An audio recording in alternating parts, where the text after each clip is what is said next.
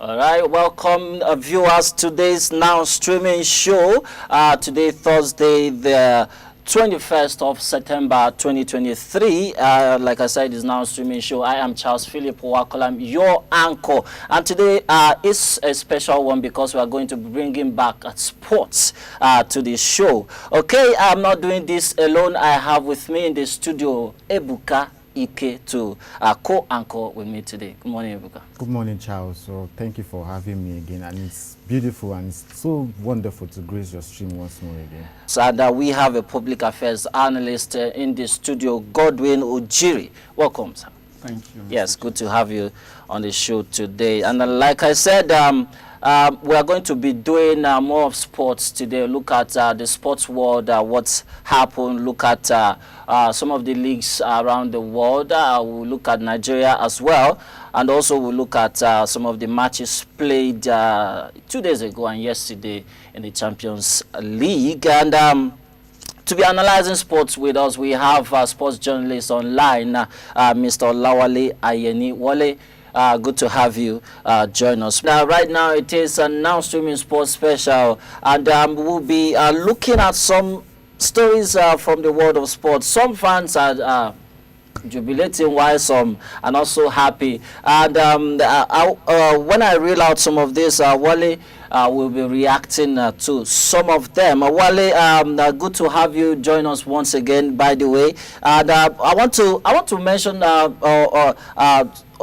read out some of Nigerian some sports regarding Nigerians and Nigeria. I have Punch Sports here with me, and one of the stories there, Napoli's Osimhen's Napoli won yesterday. It was 2-1 against Braga, and Pioli assures Chukwueze of playing time. Pesero banks on Osimhen for AFCON glory. And then this one is particularly special. Spanish club Cadiz condole with Mohbad's family. It's good that the world is hearing the voices of Nigerian youths calling for justice for this young man. Okay, a fresh start. Boniface Desas Apom begin Europa battles. Okay, that's that. Then other stories on in the Diamond League. Incredible. Fantastic Toby Amuso grabs a Diamond League trophy again in Oregon. Amuso dedicates victory to family and fans. Also, Amuso unfazed by the AIU appeal. Sports Minister congratulates Toby Amuso on Diamond League victory.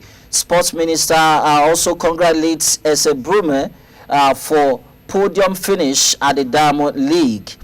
Okay, and coming down on handball, Nigeria seal under 18 World Championship tickets.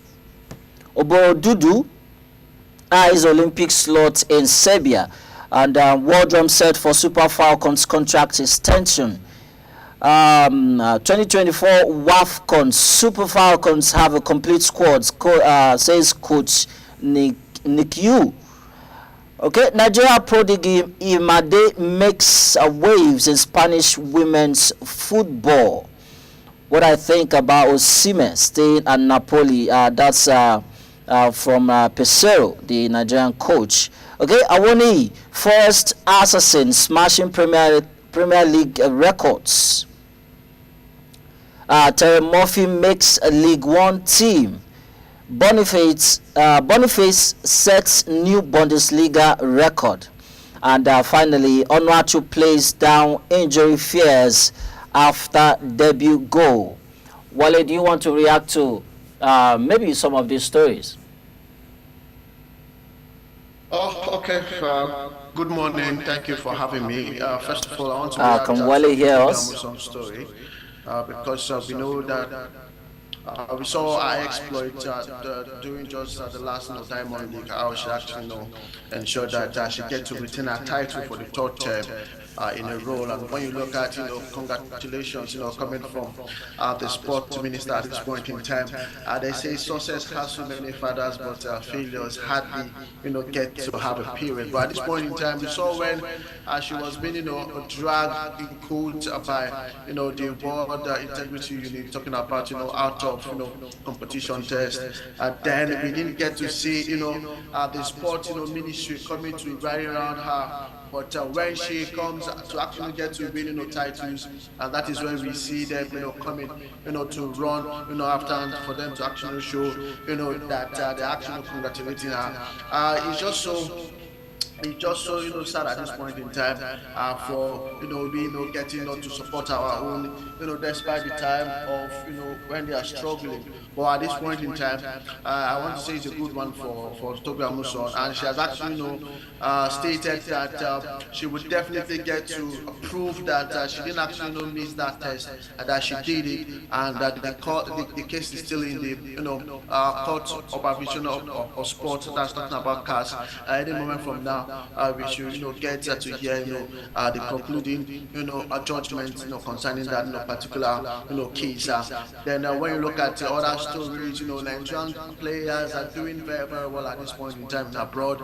We see Victor Semen getting to be selected as one of the Ballon d'Or players of the year, and we have seen the likes of Terry Murphy, we have seen the likes of Apollo Nacho doing good at this point in time. And when you check all Nigerian strikers and wingers in Europe, they are doing very, very well at this point in time. So I want to say that it is the best time for us to win the Nations Cup, and also for us to get to the quarter-final, if not semi-finals of the 2026 World Cup, because I see that we have all our players in terrific form at the moment. We just need a coach who will actually get to harness these players to ensure that we get the desired result. Of course, it has been an impressive season for Nigerian players in abroad so far, and we just hope that they remain fit and they keep scoring goals week in, week out.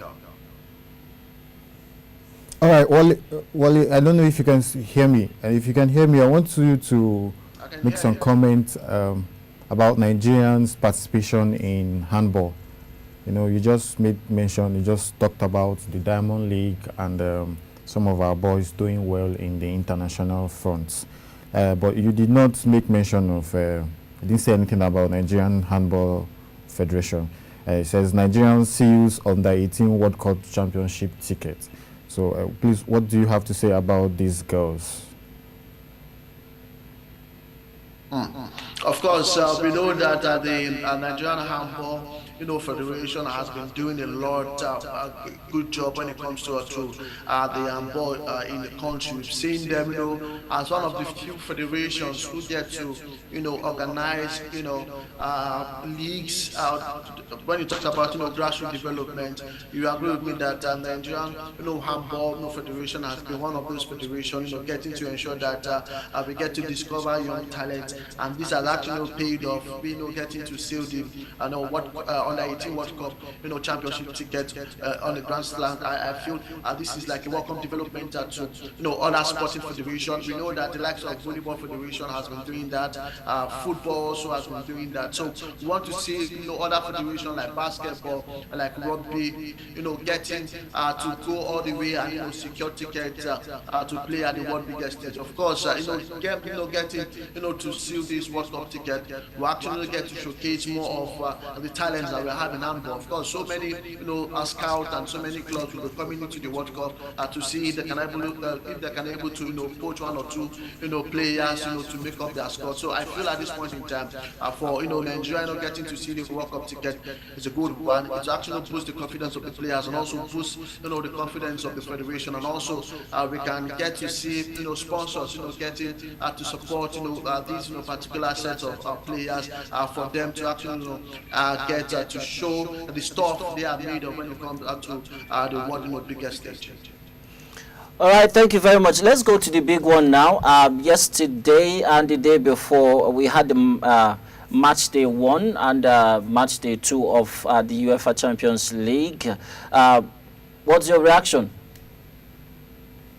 Of course, we saw a lot of good results when it comes to the Champions League. Of course, not some good results for some other football fans. Talking about Manchester United. I know some fans will not be cheering their team in the Champions League. Talking about Chelsea and Liverpool in that no particular one. But we saw an interesting result when you look at the result in the Champions League. When you saw on Tuesday, Feyenoord defeated.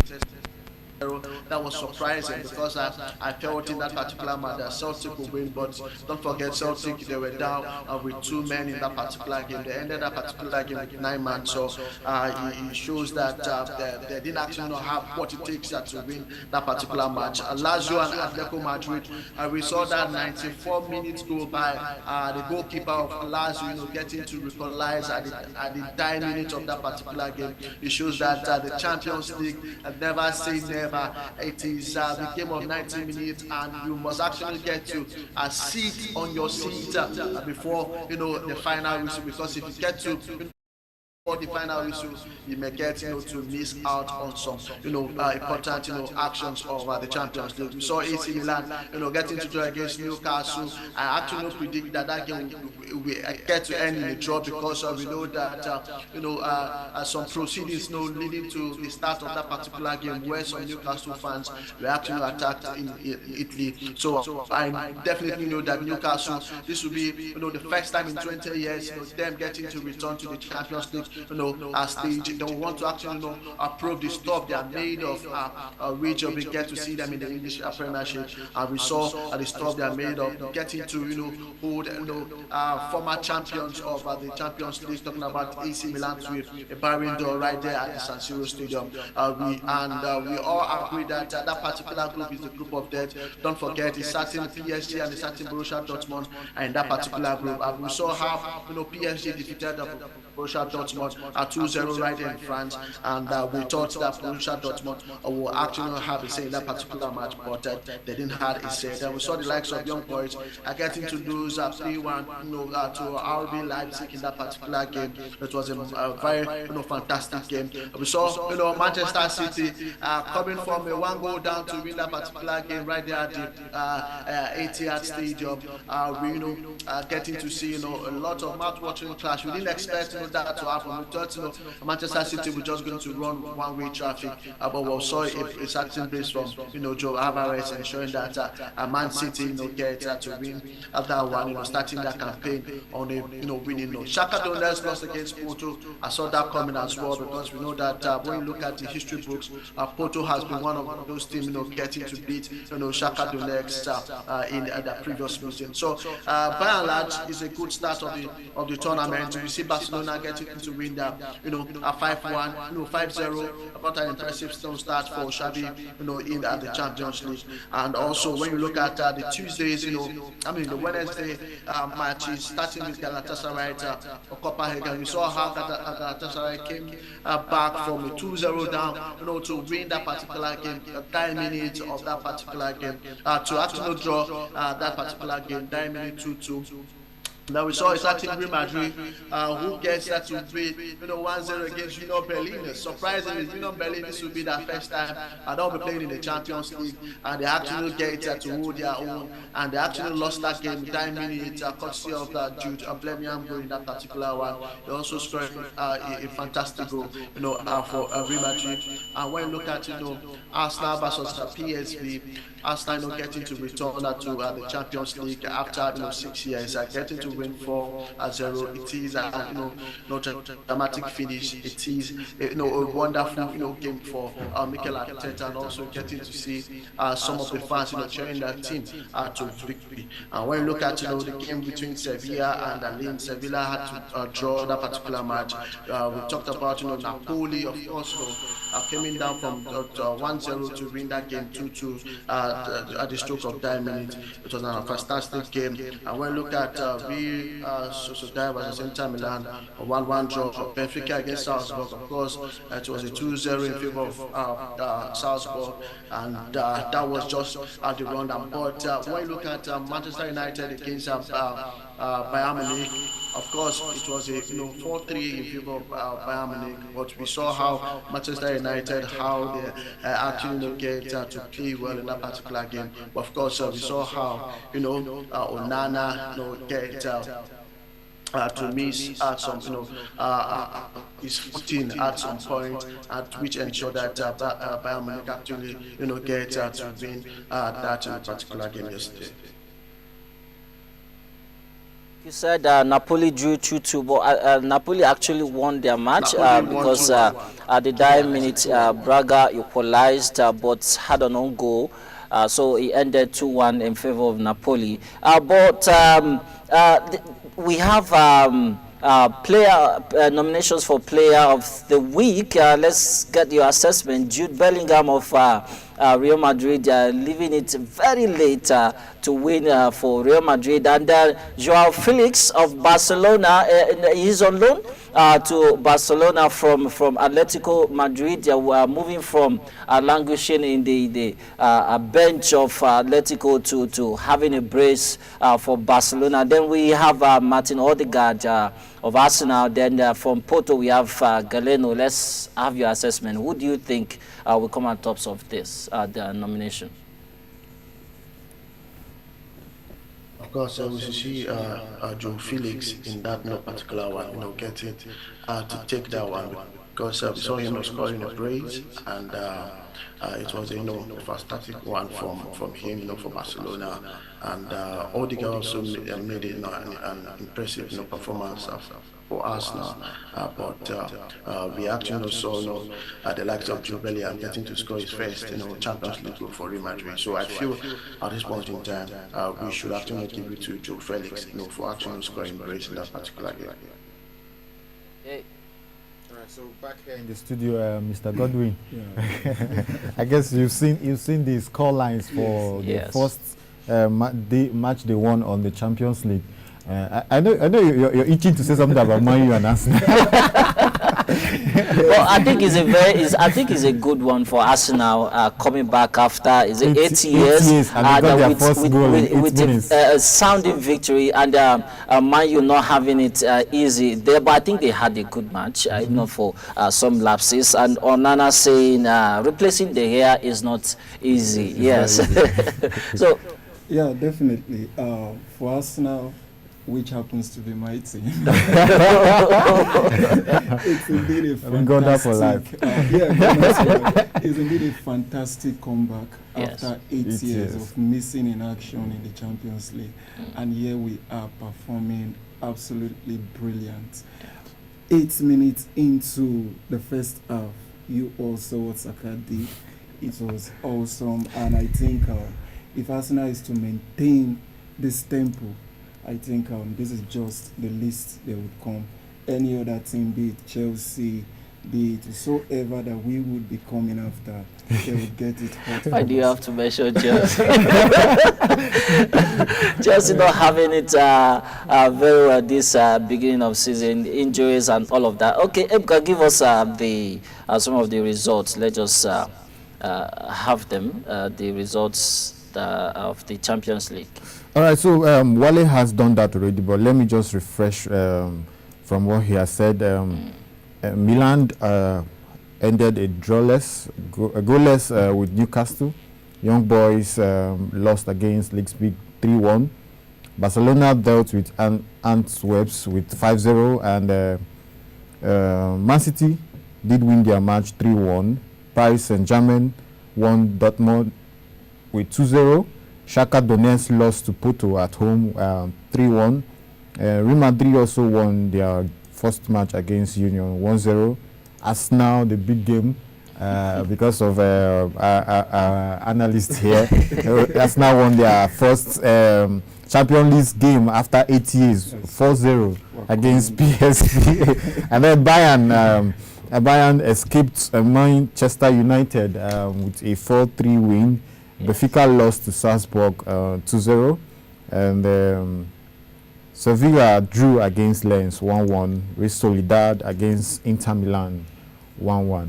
Yes, I think another team to look at, Newcastle. They are debutants, and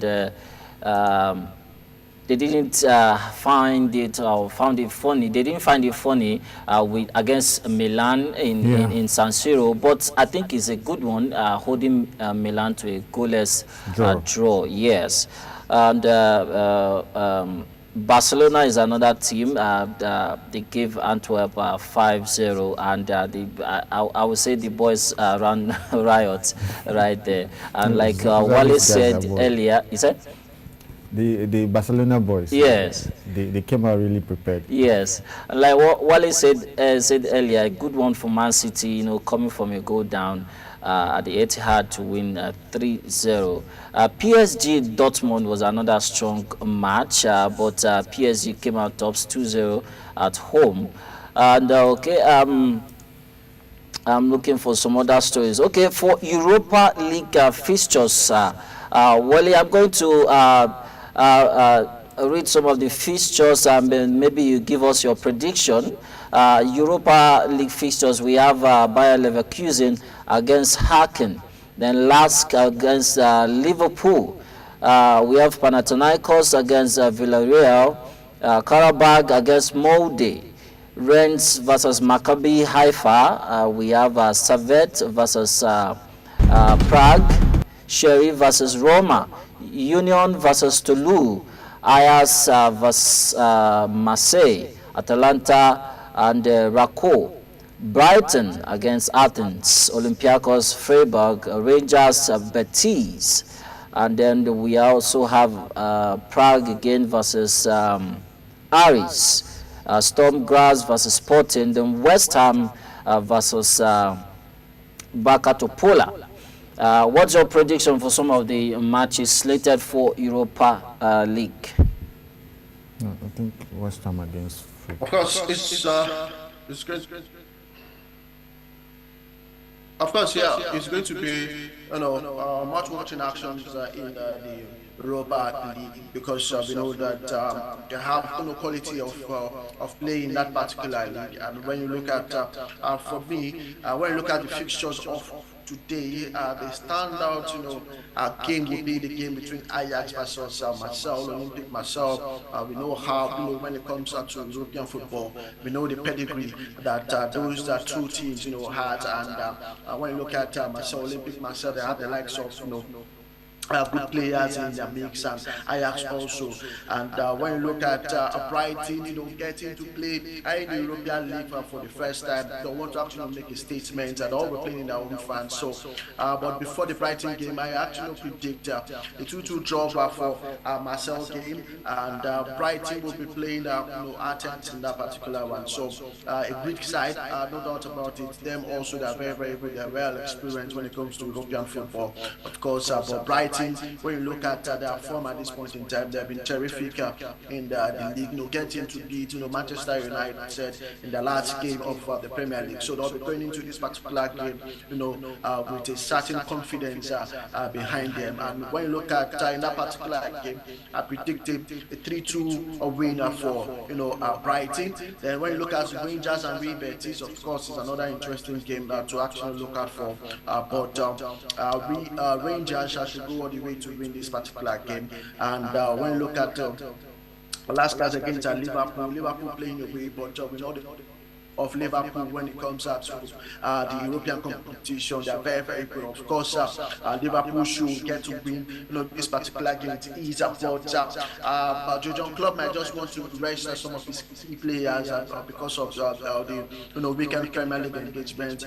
He might get to want to feed in some new players and also some young players just to give them what it takes to play in the Europa Cup. Of course, it's going to be a difficult game, but we should expect Liverpool should win in that particular game. Then when you look at FC Sheffield versus Roma, of course, it's certain Jose Mourinho in that particular mix. We want Roma to go all the way, to win that particular game because we know at the last finals. All right, Wally, we're running out of time here, so please, before you go, I'd like you to look at some of the top weekend matches.